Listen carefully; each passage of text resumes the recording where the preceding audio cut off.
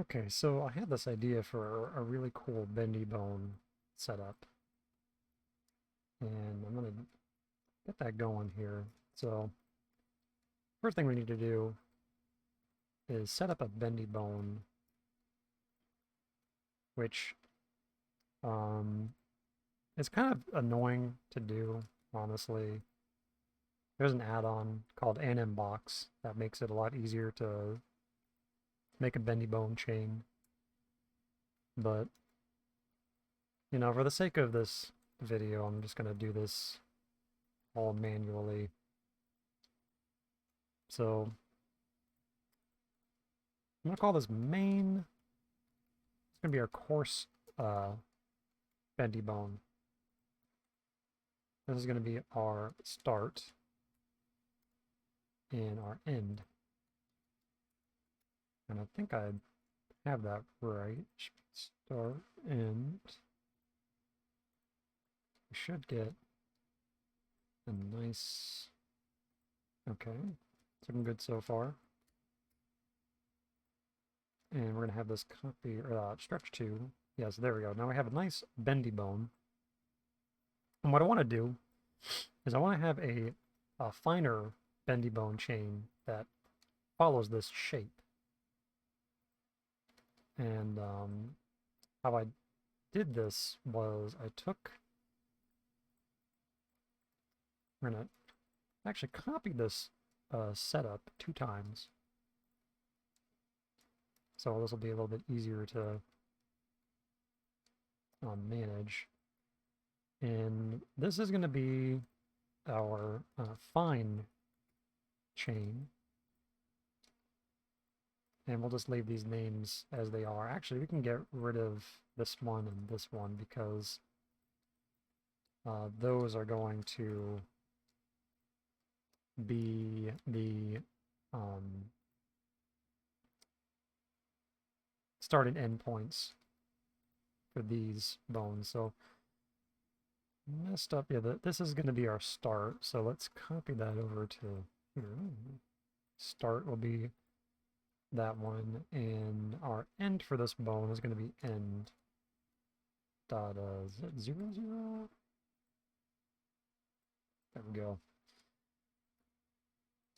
So I'm gonna move this down, and this is gonna be right in the middle.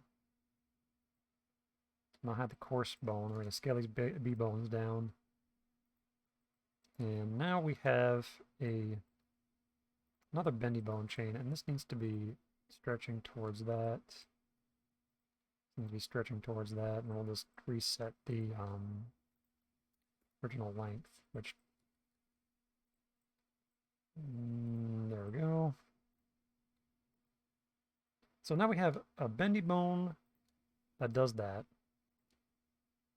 and it looks quite nice. And then we have a bendy bone that does this. And basically, I want this to follow this curve. And the way you can do that is add another bone at the center of this. We're going to scale it down and parent both of these to this bone. We'll call this center, I guess. Probably going to have more than one, so center dot 0, 0, 0.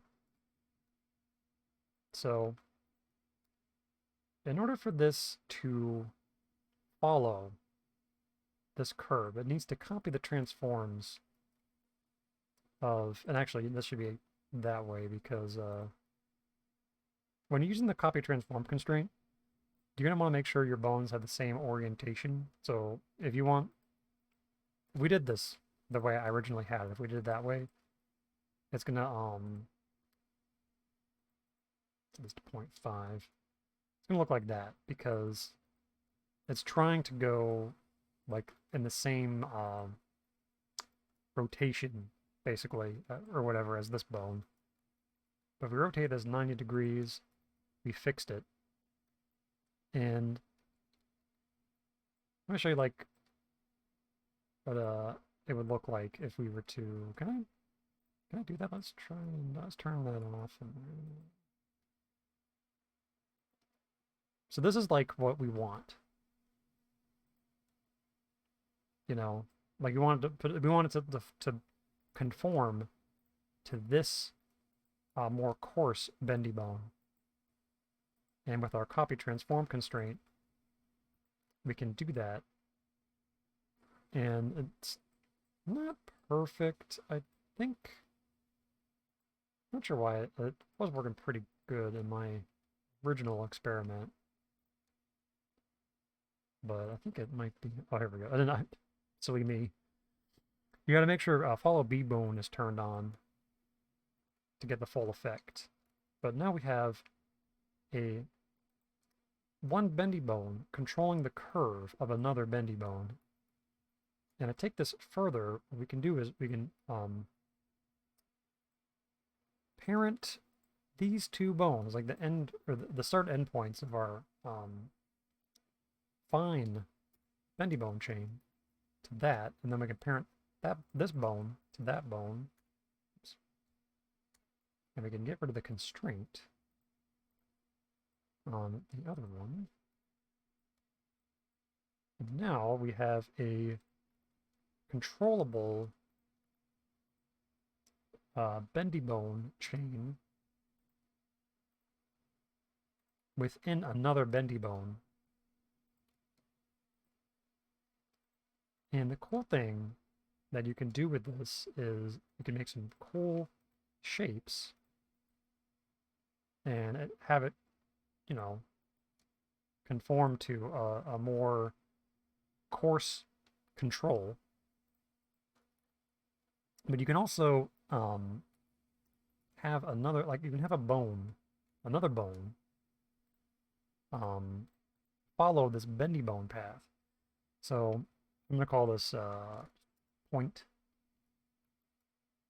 And actually this needs to also be rotated 90 degrees. Actually I'll call this point parent. I'm going to copy that, scale it down a little bit. This is getting a little bit visually confusing, but that's just kind of how it is. This is our point. Rotate that 90 degrees. And I'll do a little cleanup here. I'll just put these in the bone collection. Hide that. These will be do like a mechanism kind of. There we go. This is also going to be a mechanism bone, but scale it up a tiny bit. So I want this bone to follow along this curve. And it's going to get a little bit more complicated because I'm going to add another bone. This is going to be our driver because we're going to need drivers for this to work. So in order for this bone to follow this the fine bone chain, we're going to need to use copy transforms. It's going to copy the transforms of both of these curves. So I'm going to get both, oops, going to put both of these on there now. And I'm going to turn this one off. And basically, when this bones, we're going to do like the Y scale. When the Y scale of this bone is 0, it's going to be all the way at the end on this side. And then when this is at 2, we're going to have it all the way at the other end. So to do that, we're going to need add driver, var, just armature, I think is what it's called. Driver bone, Y scale, and do this at 0. So now we have our at 0, and we got to make sure that follow bbone is turned on for it to work. But when the Y scale increases, we can have our bendy bone follow this fine bone chain. But to make it go to the next one, we're going to need to do another driver, which first we're going to do the influence. So this is just var minus 1, because when the bone is here, then it's not going to be copying the transforms of this bone at all. But when it's 1, then it's going to be I think I messed that up. Hold on a second. This actually should be... Hold on. Yeah, I was being a little silly, and I forgot that I had it set to be var greater than or equal to 1. So when this is 1, we have a scale of, on the y-axis of 1 on our driver bone, which turns on the influence of the second copy transform constraint. Now, I'm going to copy this over, and this is going to be var minus 1, I think it should be, so 0. Then if we go, there we go, yep, now we're talking. We got this nice, smooth movement across this bendy bone chain. Let me show all the bones, and this is like really potentially pretty useful for a lot of stuff. Like if you wanted to, you know, do like a really complicated tongue rig, or if you want to like do a really complicated, like, you know, penis rig, you could do that. Like you could have the fine chain could be the bones that deform, to do the main deformation of your mesh, and then your your coarse bone would just kind of help shape the curve. But like you could have your little tweak control here to get some really good control over the shape of whatever you're trying to deform. And if you wanted to have another, you know, an object or another bone that would go along this curve, then you could do that.